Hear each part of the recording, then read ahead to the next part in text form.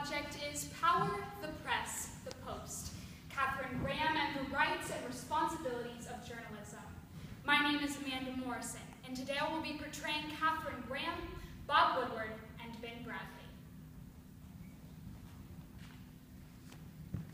It is such a great pleasure to be speaking for you all here today at my alma mater. I am so excited that all of you have graduated from the University of Chicago and have chosen journalism as your future careers. I hope to inspire you and to motivate you with the stories that I share with you today. Now, I think the most important lesson that I've learned as a journalist is that sometimes you might be given a responsibility that scares you at first, but it can turn out to revolutionize the course of your life. At least, that's how it was for me with the Washington Post. When I was 16 years old, my father bought the Post at a bankruptcy auction, and after he stepped down from his position of ownership, my husband, Philip, took over the company. But after my husband's sudden death in 1963, it then became my responsibility to manage the entire newspaper and all of its subsidiaries. I certainly didn't feel qualified to have such a position. After all, I was a woman in that time. But the test of rights at the Post endured under my leadership allowed me to prove myself. It all started in 1971 when my editor, Ben Bradley, and I decided to publish the classified Vietnam War documents, the Pentagon Papers, against the backlash of President Nixon. But the most important test of the Post's rights to freedom of the press came on a rather quiet morning in 1972.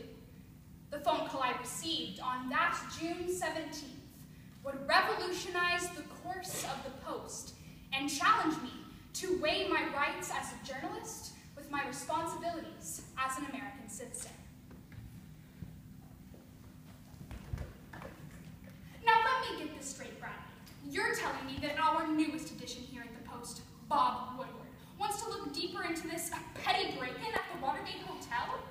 Why couldn't he pick something more normal, such as how the United States Supreme Court is currently deciding whether or not the death penalty denies constitutional rights? Oh, so Carl Bernstein is in on this too. Well, Ben, you know that I trust your judgment, and if this really is a story you think the boys should cover, then I guess give them the go-ahead, but just tell them to be careful. I want to tread lightly on a story from the Democratic National Headquarters, especially after that whole Pentagon Papers ordeal. Yes, have them write up a draft and send it up when it's ready. Hello, my name is Bob Woodward. I'm a reporter for the Washington Post, and I was wanting to interview you about the break-in at the Democratic National Headquarters. You see, Hello? Hello?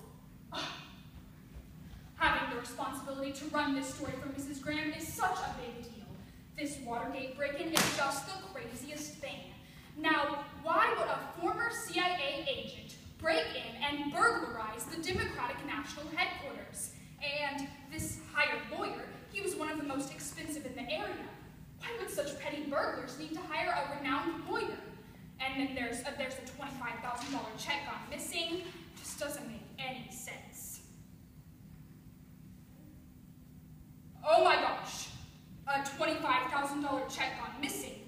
That same amount was deposited in the bank account of one of the Watergate burglars, but the check was actually intended for the committee to re-elect the president. If that committee was involved, then this whole thing all ties back to the White House.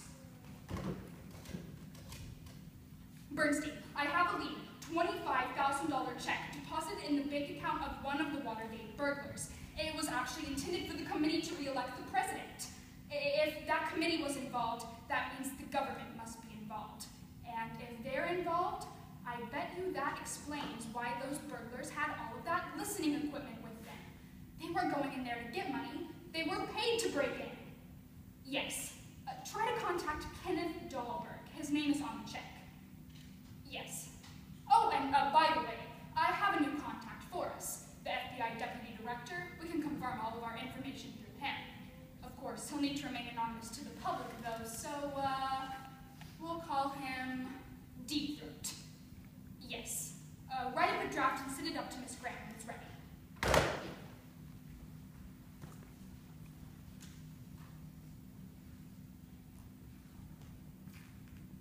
So as 1973 rolled around, headlines from the Post began to uncover more and more of the Watergate scandal. Reports told how Gordon Liddy and James McCord, two men who were on President Nixon's payroll, were part of the team convicted of burglarizing and bugging the Democratic National Headquarters. Other stories told how John Dean, the White House counsel to President Nixon, stated that he and the president had discussed how to cover up the Watergate break-in more than 35 times. But reports such as these posed a dilemma. See, the Washington Post was dealing with the most powerful man in the nation.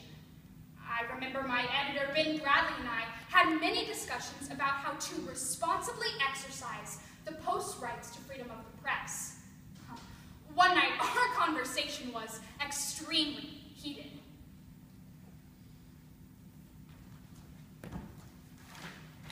All that I'm saying is that if this is such a great story, then where the hell are the other newspapers?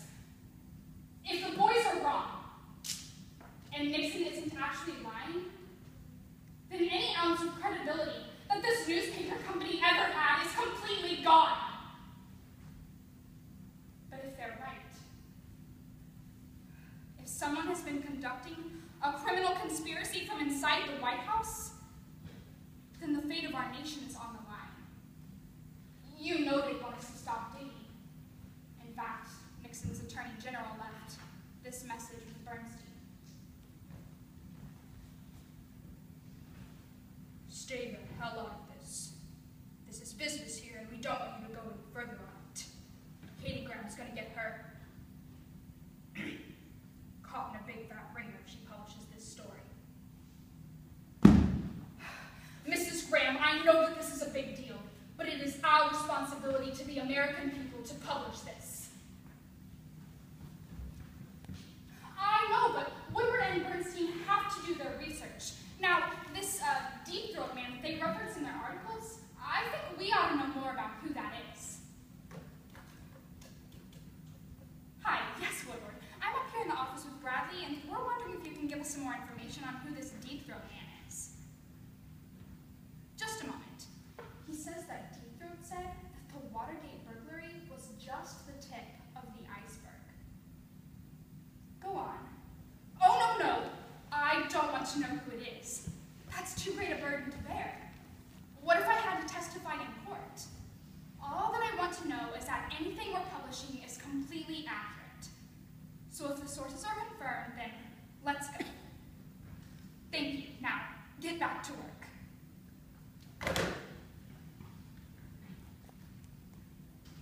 Even with pressure from the executive branch of the United States government, I decided to go ahead and continue the publishing of the Watergate stories. But those personal threats that I received from Nixon and his men, they were just the beginning. The tapes released for the Watergate trials revealed instances of the Nixon administration plotting how to limit the Post's rights to freedom of the press. But these efforts were simply not enough. On Friday, August 9th, 1974, Richard Nixon became the first president of the United States to resign from office. Nixon had struggled to maintain presidential power, but it was determined that the right of the American people to know what was going on overshadowed that of executive privilege. If Woodward and Bernstein had failed to pursue those facts as far as they led, or if I had failed to publish those facts, then we would have denied the American public any knowledge of the scheme of political surveillance and sabotage. As young journalists, I plead you to remember the right to freedom of the press comes with a great responsibility to publish what you know to the American people. So, how does the right to freedom of the press balance with the president's executive rights?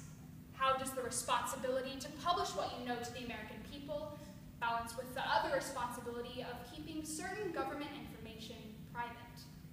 These are the questions that I wrestled with, and as up-and-coming journalists, you certainly will have to also. My paper's publishing of the Watergate scandal led to a transformation in American journalism and how it relates to government and politics. I like to think that this transformation was only made possible through power